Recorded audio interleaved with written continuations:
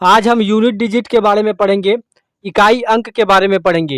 ये बहुत ही important part है नंबर सिस्टम का, जिससे सभी तरह के कॉम्पिटिटिव के एग्जाम में क्वेश्चन पूछे जाते हैं।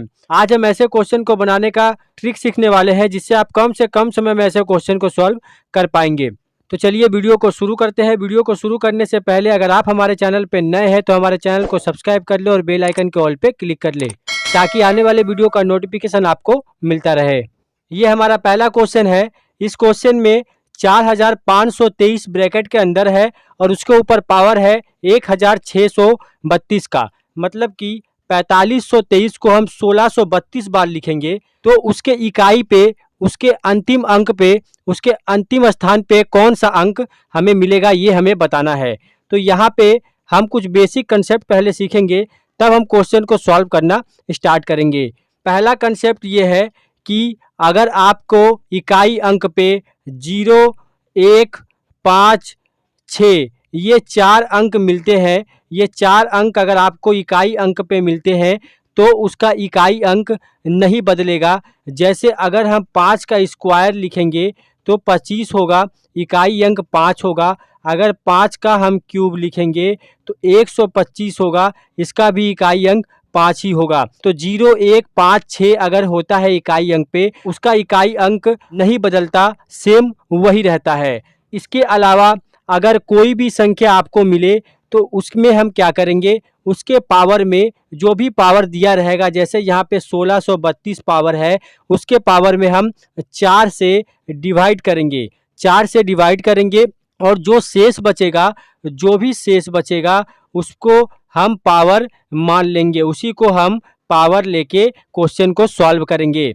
अगर इकाई अंक पे 0, 1, 5, 6 को छोड़ के और कोई भी संख्या है तो उसके पावर को हम 4 से डिवाइड करेंगे और शेष जो बचेगा उसे ही हम पावर मान लेंगे। यहाँ पे क्या दिया गया है, 4523 और उसके ऊपर पावर है 1632 का। तो 1632 जो है वो 4 से पूरा कट जाएगा, 4 चौका 16 ये कट जाएगा। उसके बाद 3 उतरेगा, उसके बाद 0 लिख के 2 उतारेंगे, 4 बटी 32 ये पूरा कट जाएगा 408 बार में।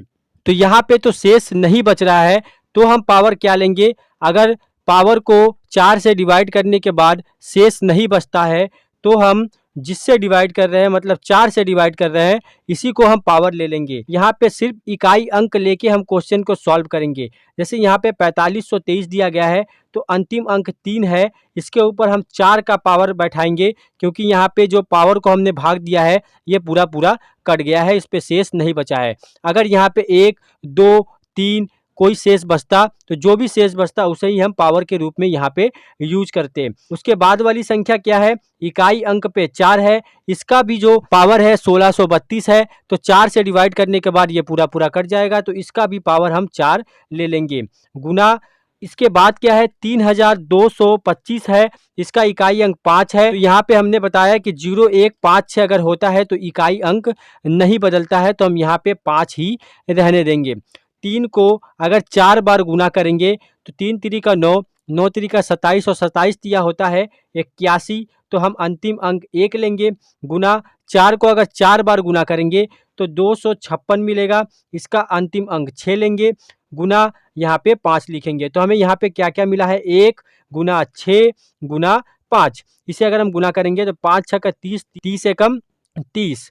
यहाँ पे 0 इकाई अंक हमें मिल जाएगा, जो कि ऑप्शन बी में दिया गया है, तो ऑप्शन बी जो है वो हमारा सही आंसर हो जाएगा। तो इस तरह आप यूनिट डिजिट वाले क्वेश्चन को कम से कम समय में सॉल्व कर सकते हैं। अब हम बनाते हैं एक अगला प्रश्न।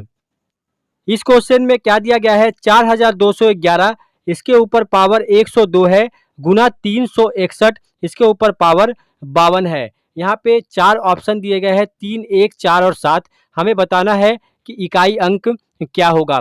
हमने पहले ही बताया कि 0, 1, 5 और 6 को छोड़ के कोई भी संख्या अगर आपको मिलती है तो आप उसके पावर में 4 से डिवाइड करेंगे, वरना अगर ये संख्या है 0, 1, 5, 6 में से कोई भी संख्या है तो यूनिट डिजिट नहीं बदलता है। जैसे यहाँ पे पहले वाले संख्या पे यहाँ 1 है यूनिट डिजिट और यहाँ पे दूसरी वाली संख्या पे भी 1 है। तो इसके ऊपर आप जितना भी पावर रखें ये कभी नहीं बदलेगा, इसके ऊपर जितना भी पावर रहेगा वो नहीं बदलेगा। तो यहाँ पे हमारा आंसर 1 ही होगा जो ऑप्शन बी में दिया गया है। तो ऑप्शन बी जो है वो हमारा सही आंसर हो जाएगा। तो इस तरह के क्वेश्चन पूछे जाते हैं। अब हम बनाते हैं एक अगला प्रश्न। इस क्वेश्चन में 1234 के ऊपर 102 का पावर है गुना 1234 के ऊपर 103 का पावर है। यहाँ पे हम क्वेश्चन को कैसे सॉल्व करेंगे? यहाँ पे 0, 1, 5 और 6 में से कोई भी संख्या नहीं है। यहाँ पे 4 है पहली संख्या में यूनिट प्लेस पे और यहाँ पे 4 है दूसरी संख्या में यूनिट प्लेस पे। तो यहाँ पे हम पावर क्या लेंगे? पावर 102 है पहले संख्या में, इसे हम 4 से डिवाइड करेंगे। 4 दूनी 8, यहाँ पे 2 बचेगा मतलब 22, 4 पचे हो जाएगा 20, यहाँ पे 2 शेष बच जाएगा। इसे हम पावर लेंगे पहली वाली संख्या में। दूसरी वाली संख्या में पावर है 103, इसे 4 से डिवाइड करेंगे। 4 दूनी 8, यहाँ पे 2 3 आएगा, 4 पचे 20, तो यहाँ पे 3 आ जाएगा। इसे हम पावर लेंगे दूसरी वाली संख्या पे। 4 को 2 बार गुना करेंगे, 4 चौका होता है 16। 4 को 3 बार गुना करेंगे तो 4 चौका 16, 16 चौका होता है 64। तो यहाँ पे 6 और 4 यूनिट प्लेस पे हमें मिला है। तो 6 गुना 4 करेंगे, 6 चौका होता है 24, 4 मिल जाएगा यूनिट प्लेस पे। तो ऑप्शन बी जो है वो हमारा सही आंसर हो जाएगा। तो इस तरह आप इकाई अंक निकालेंगे चाहे जितना भी पावर दिया गया हो। तो अब हम बनाते हैं एक अगला प्रश्न। इस क्वेश्चन में संख्या दिया गया है 213 जिसपे पावर 6 है। तो इकाई अंक 3 है। तो हम इकाई अंक को लेके ही क्वेश्चन को सॉल्व करेंगे। यहाँ पे 0, 1, 5, 6 में से कोई भी संख्या नहीं है। तो हम क्या करेंगे? उसके पावर में 4 से डिवाइड करेंगे। पावर है 6, 4 से डिवाइड करेंगे, 4 एकम 4, 2 शेष बच जाएगा। इसे हम पावर के रूप में 3 के ऊपर लिख देंगे। तो 3 का गुना 2 बार करेंगे तो यहाँ पे मिलेगा 9 और 9 हो जाएगा हमारा इकाई अंक इस क्वेश्चन में। तो ऑप्शन सी जो है वो हमारा सही आंसर हो जाएगा। तो इस तरह आप क्वेश्चन को सॉल्व करेंगे। अब हम बनाते हैं एक अगला प्रश्न। यहाँ पे 7 पे पावर 71 दिया गया है गुना 6 पे पावर 59 गुना 3 पे पावर 65। तो यहाँ पे इकाई अंक 7 लेंगे, 6 लेंगे और 3 लेंगे। पावर का हम क्या करेंगे?